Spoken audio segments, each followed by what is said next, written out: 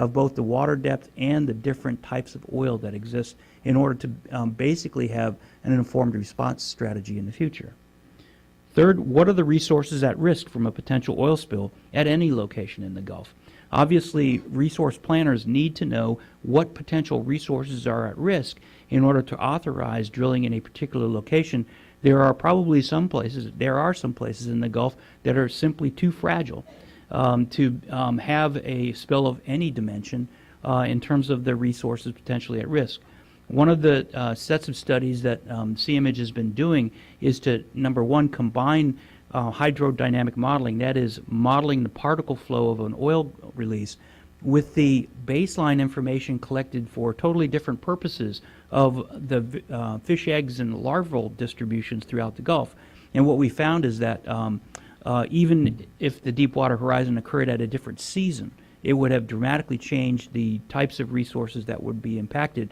And as well, we've simulated oil spills on the West Florida Shelf and then out in the Western Gulf, and they too have much different potential impact.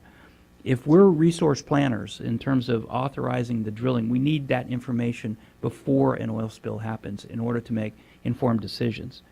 Next, how would surface and subsurface oil spills move, at what rates, and in response to what factors?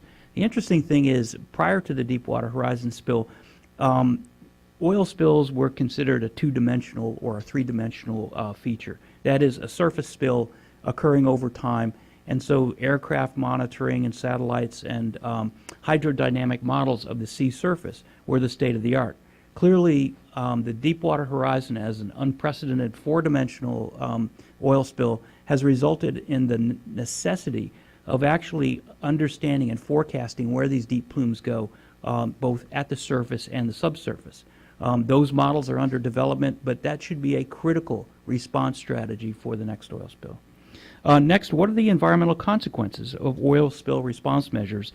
That is, burning, the use of dispersants, the creation of sand berms, and the fresh water releases. Could it be that the cure is worse than the disease? In many cases, we have to carefully evaluate the environmental trade-offs of all these mechanisms, and the Deepwater Horizon gave us a flavor of all of these things. And so understanding these trade-offs in terms of making informed decisions the next time, as opposed to the ad hoc nature of the decision-making that was made during Deepwater Horizon, is important. And lastly, and perhaps most importantly, can ultra-deep drilling and production be accomplished with greatly reduced risks and environmental damage? Ultra-deep wells are those that are 5,000 feet and deeper. A decade ago, there was a little work in ultra. Now, a substantial fraction of the nearly 500 million barrels taken out of the Gulf of Mexico each year is from ultra-deep wells. It's because they're so productive relative to the played-out wells that are in shallower water. But what is the environmental risk of those ultra-deep wells relative to the benefit to society? And that's a much larger contextual debate. So just to illustrate a couple of points, the graphic you see in front of you, each one of those yellow dots, those 4,000 yellow dots on this page, represents an oil and gas infrastructure facility. And so you can see that basically they exist from Mobile Bay out to the Mexican boundary. By law, drilling is not currently allowed in the area east of Mobile Bay and off of the West Florida Shelf. Certainly, there will be enormous pressure as the industry moves into ever deeper water around the U.S. and Mexican border as the industry moves deeper, and also probably more pressure to drill at least at the edge of the continental shelf off Florida over time. The issue about resources at risk, what you see here is a plot of standardized data that we get on fish egg and larval distributions relative to the Deepwater Horizon spill, but also the two stars represent the simulations that we've done in terms of what would the resources at risk be. And so one could select any point in the Gulf of Mexico and run the forecasting models of where the particles would go and understand the impacts on these resources. So this represents an important planning tool. And it also emphasizes, I think, one of the overarching goals of CIMAGE and the research conducted by all of our collaborating institutions, and that is we are academics doing research, but we're not doing academic research. We're doing research that actually is supposed to help the policy decision and policy making apparatus in the United States. And so we're trying to focus this research on practical things that we need to know in terms of actually assisting this industry and assisting society in making these tough choices. So I suppose the last real big issue we have is, what will the Gulf look like in the next 5 years, and in fact in 30 years? And so some of the research that we're going to be fortunate enough to conduct over the next 3 years with the large continuation grant that we got from the Gulf of Mexico Research Initiative will address some of these issues. And we wanted to touch very briefly on the notion of what we're going to be doing with the money that we've been granted over the next 3 years. And I think some of these studies are, from our point of view, scientifically very exciting. First of all, we're going to be monitoring the changes in the sedimentary system and the fishes over time. As I said before, one way we can back into baselines is to understand what's happening in these fishes, not only in terms of their contamination level, but the sublethal impacts on their reproduction, their growth rates, and other things that are important that determine physiology. And so we'll be monitoring in this northern Gulf of Mexico area, doing a cruise that David and I like to call the Mud and Blood Cruise, where we go out and sample the fish and sample the mud at the same time. It's a fascinating cruise. Enjoy it a lot. We all learn from each other in terms of, you know, the multi-dimensional aspects of research. So we'll be doing Mud and Blood for the next 3 years. Secondly, and this is really exciting, that is, you can only understand so much about environmental contamination by actually sampling the animals in the ocean. These animals that we sample in the ocean have an unknown exposure history, and we try to understand that by looking at the various tissues. The best way to do this is to actually do controlled experimentation in the laboratory. And so with our association with the Mote Marine Lab and the Mote Aquaculture Park, we're going to be undertaking probably the most comprehensive set of exposure trials ever undertaken with oil, in particular using adult fishes. And so we're going to be using these 4 species, which represent a continuum of the different life histories of animals in the Gulf of Mexico. The Florida pompano, which is a small pelagic fish that swims in midwater depths. The red drum, which everybody who's a sport fisherman knows, red drum are important estuarine-dependent fish. The red snapper, which we've talked about before, and the Gulf flounder, which is a bottom-dwelling fish. And we'll be exposing them in a really interesting design that looks, first of all, at chronic low-level exposures. Now, we know that oil is in the Gulf, and oil is released continuously from leaking infrastructure, from outfall from the Mississippi River, from natural seeps. And so understanding what the impacts of that chronic low-level exposure are important. Over and above that, we can also expose these animals to acute high-level exposure, like was in the Deepwater Horizon. And probably the most closest to the real-world situation, what happens when you have a chronic low-level exposure and an acute high-level exposure over the top? Our theory is that the underlying mechanisms for animals to clear oil may be actually degraded over time by chronic exposure to the point where they can't respond very quickly relative to a single acute event. And so by doing these controlled exposures, we can actually get a Rosetta Stone to interpret the field data that we've been collecting. And I want to make one important announcement relative to this, this set of trials, and that is today we're announcing a partnership between the Gulf of Mexico Research Initiative, University of South Florida, and Agilent Incorporated, which makes a lot of the analytical devices that we use for this kind of testing. And this is a great partnership where we've put a little money in the pool, and Agilent's put a lot of money into the pool to buy some state-of-the-art sophisticated instruments. And you know, we're pleased to have Adam Woodhouse and Elaine Rosicki here today from Agilent, who are our partners in this endeavor. Thank you for that.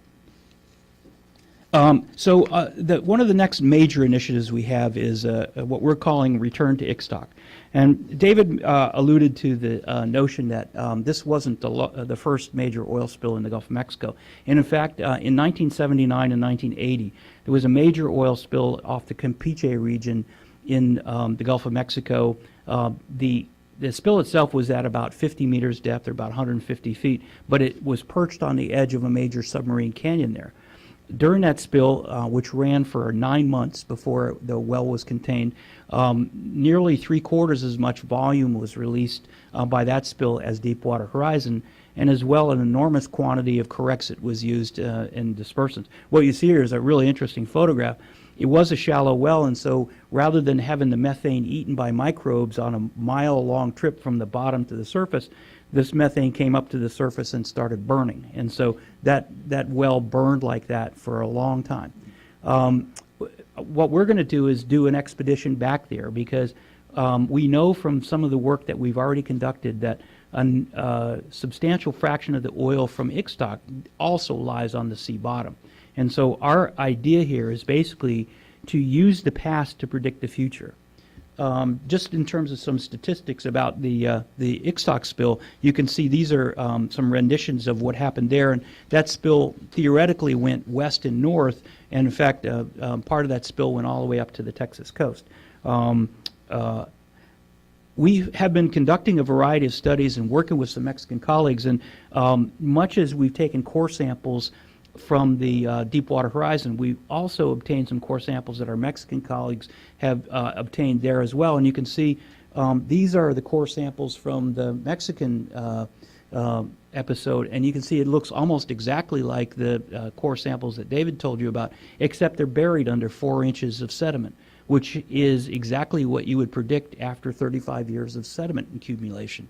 So we think that by doing these comparative studies, we can actually forecast into the future what the deep waters around Deepwater Horizon will look like 35 years from now in terms of the toxicity and impact on the environment. Now, one of the important aspects of looking at these is that if in fact marine worms and other critters that live in the sediments were quite active, you would see the sediment kind of blurred in terms of what we call bioturbation. The fact that we don't see strong bioturbation after 35 years really should give us pause about the toxicity of that event, even 35 years hence.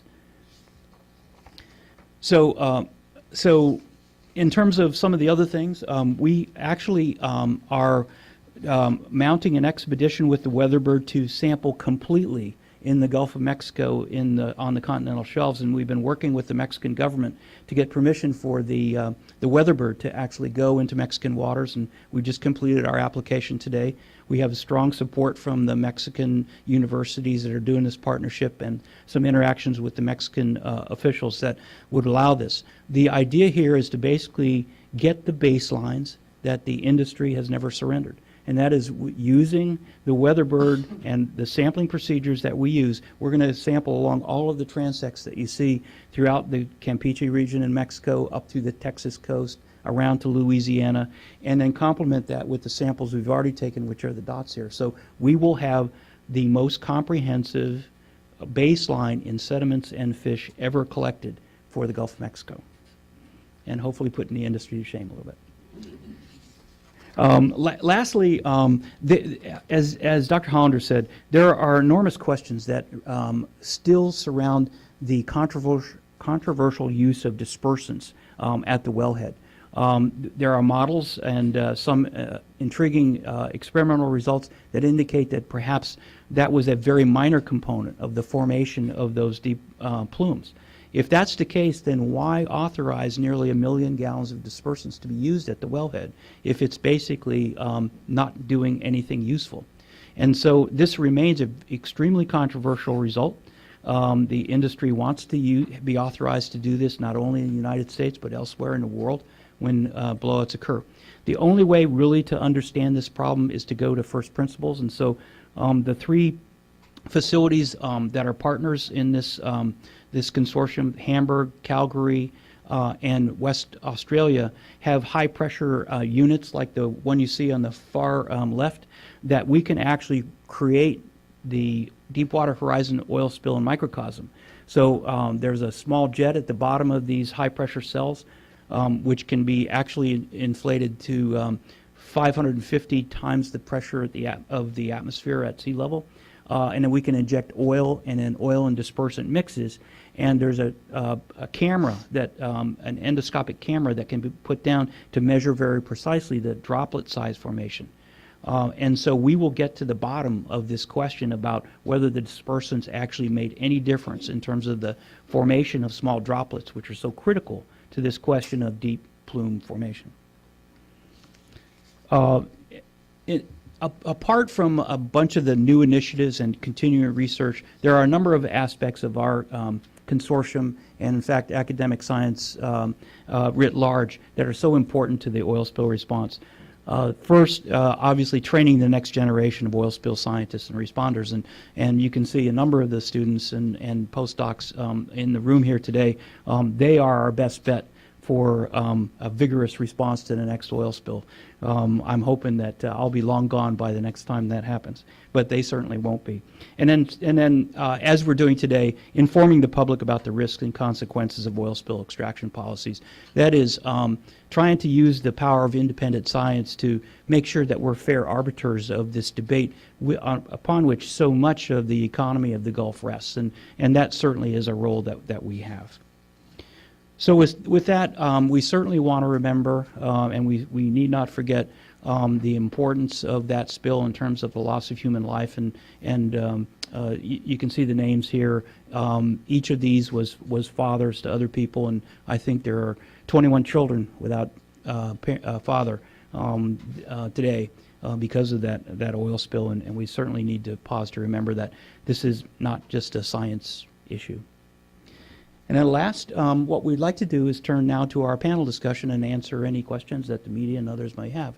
And so, as before, Dr. Wetzel and Dr. Hastings will be joined by Dr. Hollner and myself, and I'll kind of moderate the questions. So with that, we certainly like to open the floor. I do have one question, Tammy Fields from Tampa CBS.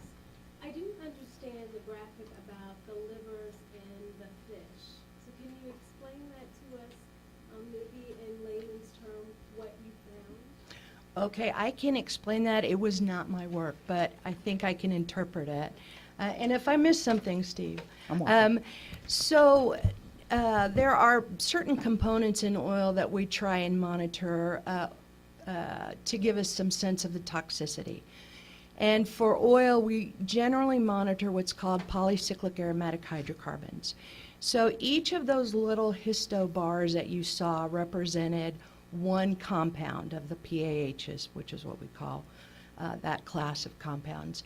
And so on one side you saw the sediment pH concentration. On the other side you saw what was found in the liver of the fish. So going down you can make that comparison of concentration of one pH in the sediment versus that same pH in the liver. Maybe I can just make one point of clarification. Actually, the histogram on the left was the actual crude oil, was the actual Macondo oil, like the sample that Representative Castor was able to provide. So what the comparison is actually the crude oil with what one sees in the fish livers. And that similarity is indisputable. I'm not sure who I'm sorry, I'm Jeff Patterson with WFLA, and I'm not sure who the best person to answer this question is, but even today, BP was maintaining that the environment has returned and that the scope of the spill was limited in time and geography. Based on the research that you all have done, what have you found about that? I think the scientific community would argue about that. There are parts that seem to be more resilient than we had expected.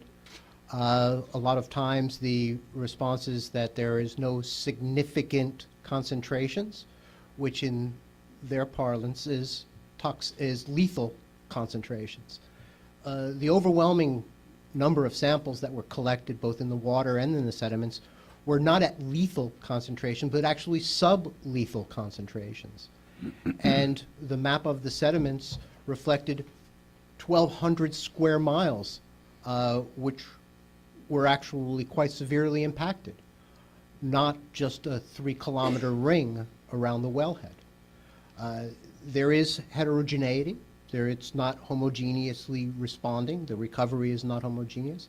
There's still significant oil in the bottom. It's repeatedly soiling the coastline when storms come up, so it's apparently located also adjacent to the beaches. There's still oil in the marshes. It's a question of what do you see as a significant impact. Lethality is, you're over, it's done. Sublethal is something quite discrete and distinct. For example, as an analogy, if you were to have a can of paint, you open that can of paint and you stick your nose in it and take a couple of good deep breaths, you could get dizzy, a headache, and have some pretty negative responses, a more lethal effect.